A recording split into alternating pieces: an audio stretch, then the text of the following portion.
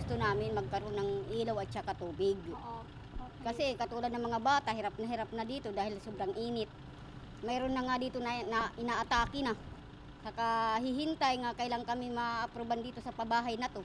Wala po kaming kuryente, ma'am. Yun po yung problema po namin, ma'am. Sana bigyan po kami.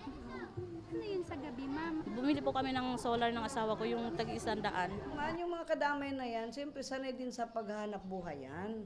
Kumbaga sa kaya kami dito sa pabahay dahil gusto namin na magkaroon ng sariling bahay. Tapos yung halimbawa, kung may upa man ito, sa tamang kunting halaga lang, hanggang magkaroon ka ng bahay. Hindi naman hindi kami marunong magbanat ng buto, hindi naman tama yun. Gusto Di niyo man. sa kanila? Kami hindi mamitamad mag-anak buhay na. Ang amo lang na hindi kasi ang aming sahod sa asawa namin. Kung yun lang ang aming maghanap buhay. Halimbawa, yung sahod ng junk shop, alam naman ninyo ngayon, 12,200 ang araw. Kulang. Yan, nangupahan kami, bayad pas tubig, bayad sa kuryente. Yun, parang hirap na hirap.